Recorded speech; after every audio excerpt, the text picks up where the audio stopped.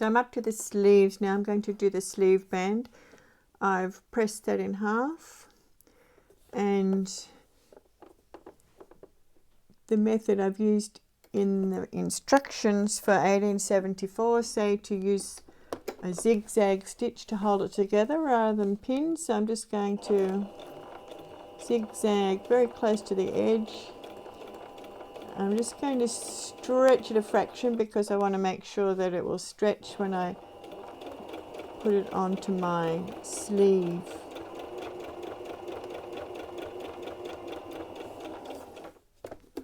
So instead of pinning it together, I've stitched it together with my narrow zigzag, and it will stretch out a bit. So now I'm going to put that onto my sleeve.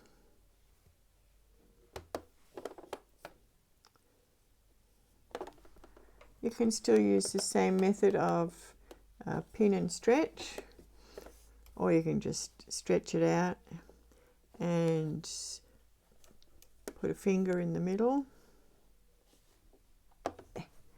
and pin it. This band is a pretty good fit,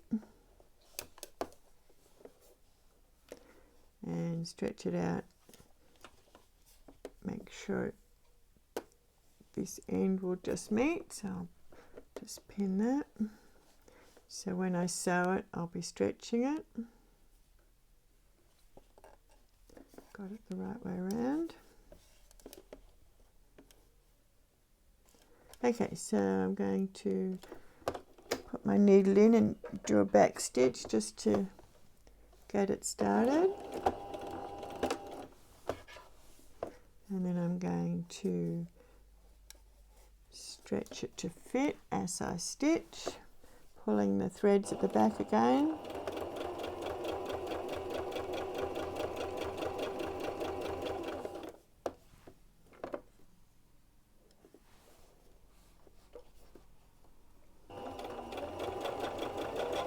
I change to pulling the sleeve once I get a bit further along.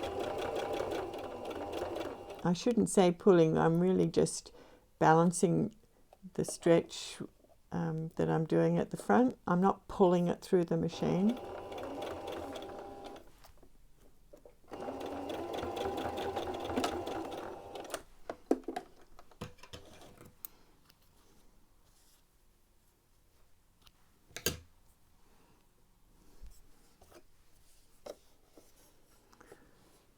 So then we need to press the band over and the seam towards the sleeve.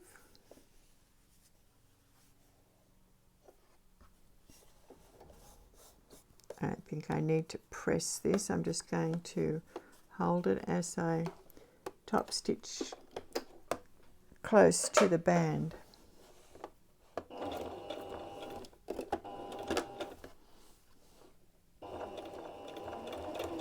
So I'm still using my zigzag stitch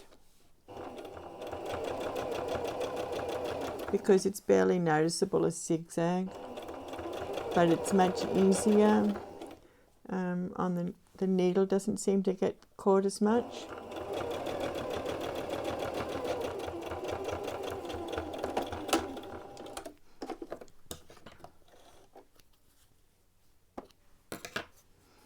So there's my first sleeve.